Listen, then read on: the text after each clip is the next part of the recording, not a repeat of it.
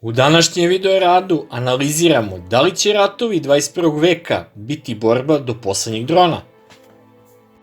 Masovno korišćenje dronova u ratu u Ukrajini ubrzao je dugo očekivani tehnološki trend koji bi uskoro mogao da na bojno polje dovede prve potpuno autonomne borbene robote, čime bi počelo novo doba istorije ratovanja. Što rat u Ukrajini duže traje, veća je verovatnoća da će dronovi biti korišćeni za identifikaciju, odabir i samostalni napad na ciljeve, bez pomoći ljudi, smatraju vojni analitičari, vojni stručnjaci i istraživači veštačke inteligencije. To bi donelo tako duboku revoluciju u vojnoj tehnologiji kao što je bilo uvođenje mitraljeza u naoružanje vojske.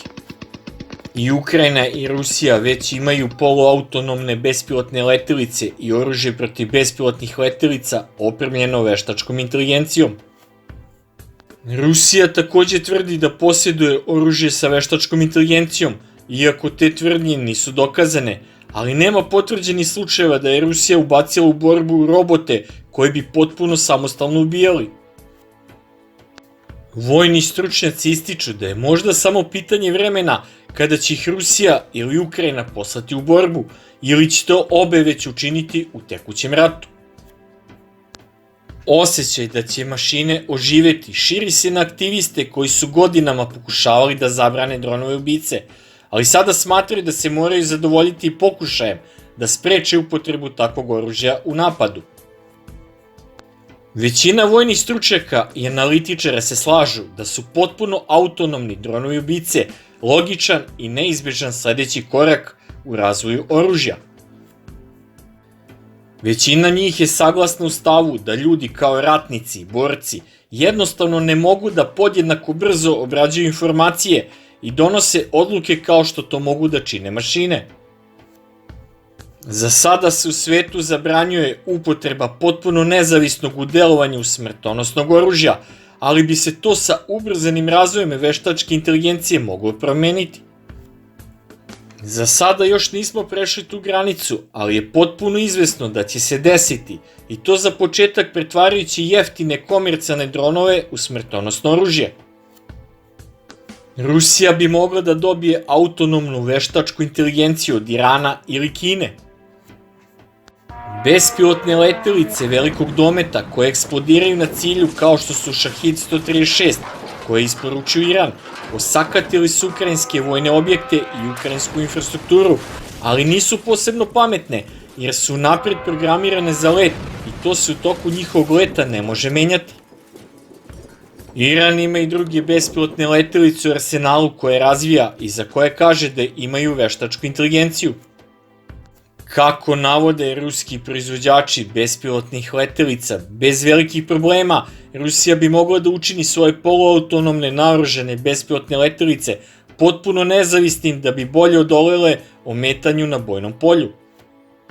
Nasuprot njima, kamikaze dronovi Switchblade 600 proizvedeni u SAD i poljski Warmate, za koje je za sada potrebno da čovjek bira mete uz pomoć videoprenosa s kamera drona, takođe čekaju primjenu veštačke inteligencije u skorijoj budućnosti, što bi im dalo preko potrebnu dodatnu efikasnost na cilju.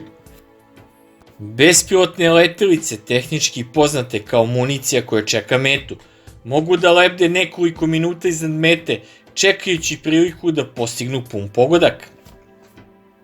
Tehnologija za postizanje potpuno autonomne misije sa Switchblade-om u velikoj meri postoji već danas.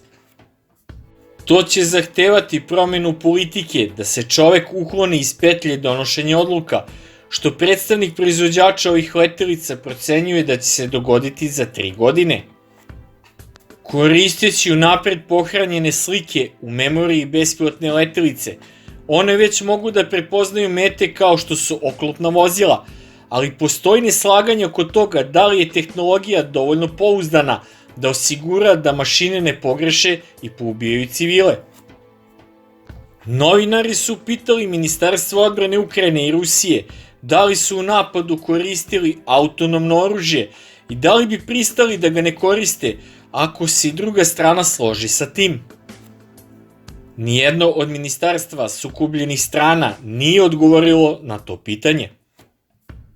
Ali ako bi bilo koja od tih dveju strana i krenula u napad s punim sposobnostima veštačke inteligencije, to možda ne bi bilo prvi put. U prošlogodišnjem izveštaju Ujedinjenih nacija bez definitivnog zaključka se sugeriše da su roboti ubice debitovali još u libijskom građanskom ratu 2020. godine, kada su bespilotne letelice Kargu-2 turske proizvodnje u potpuno automatskom režimu ubile neodređeni broj boraca Kalife Haftara.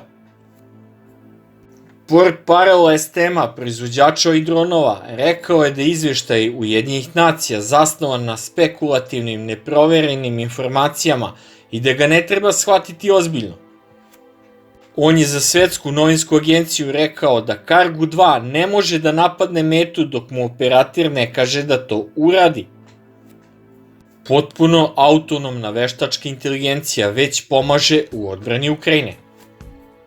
Fortem Technologies sa sedištem u Juti u Sjedinjenim Američkim Državama isporučila je ukrajinskoj vojsci sisteme za lov na bespilotne letelice koje kombinuju male radare i bespilotne letelice, oba pokretana veštačkom inteligencijom.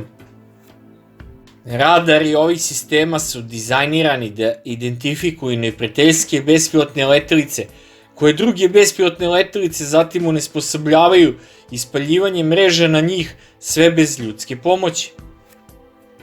Broj dronova sa veštačkom inteligencijom nastavlja da raste, a Izrael ih izvozi decenijama. Njihov kamikaze dron Harpy uništava radare tako što lebdi iznad radara sistema protivvazduhoplovne odbrane do 9 sati čekajući ih da prorade. Drugi primjeri su kineski bespilotni naoružani helikopter Blowfish 3.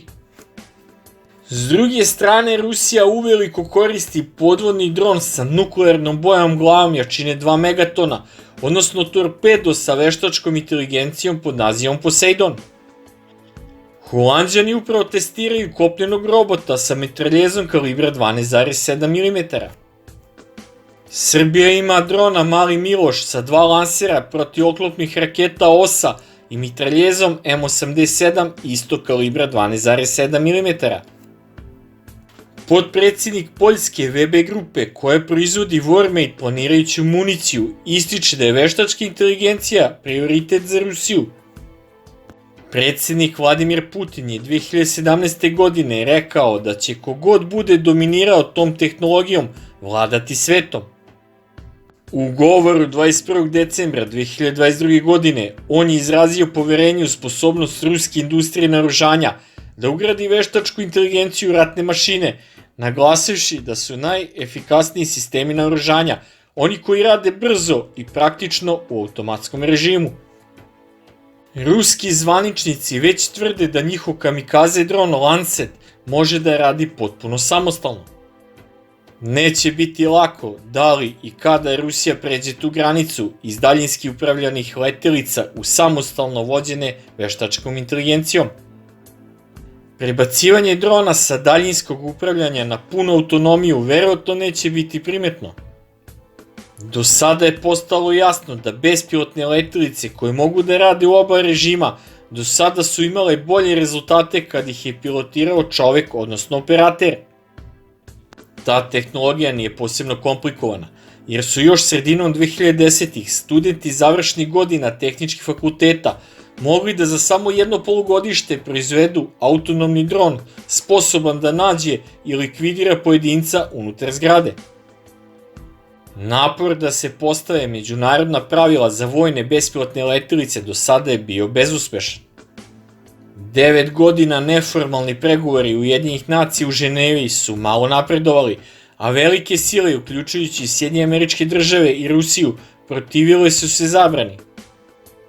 Poslednja sednica u decembru 2021. godine završena je bez zakazivanja naredne sednice. Kreatori politike u Vašingtonu kažu da neće pristati na zabranu, jer se ne može verovati rivalima koji razvijaju dronove da će ih koristiti na etički način. Mnogi aktivisti širom sveta koji vode kampanju protiv robota ubica Nadaju se da će postići konsenzus o nekim ograničenjima, uključujući zabranu sistema koji koriste prepoznavanje lica i druge podatke za identifikaciju ili napad na pojedince ili pojedine kategorije ljudi. Jer ako ne budemo oprezni, roboti i ubice će se širiti mnogo lakše od nuklearnog oružja.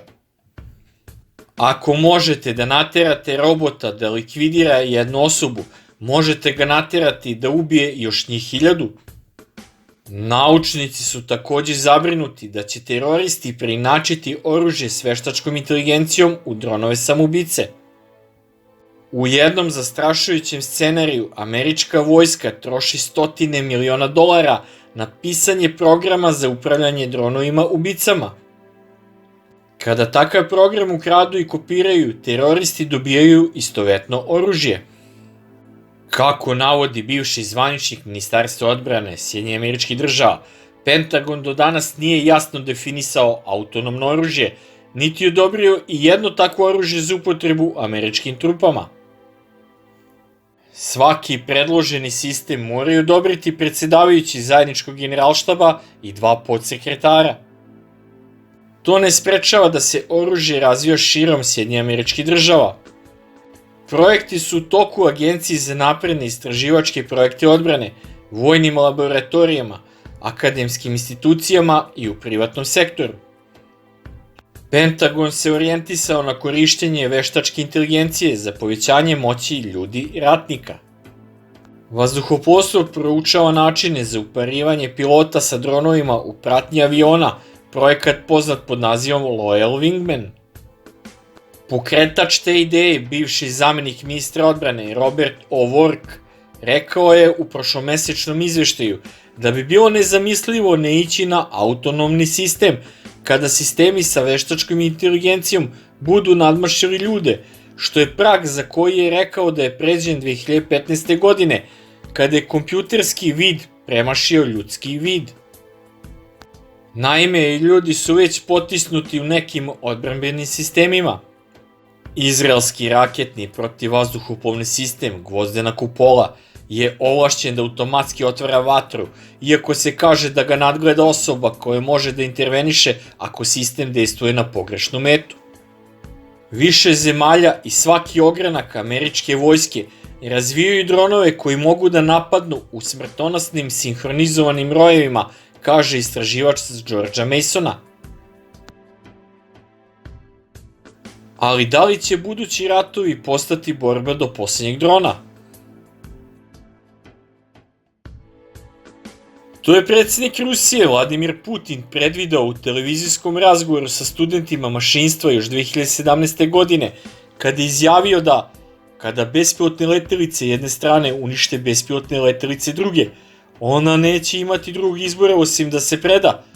Pa sad vi ocenite kako se danas Srbija kotira u proizvodnji dronova u svetu koji su apsolutno budućnost ratovanja.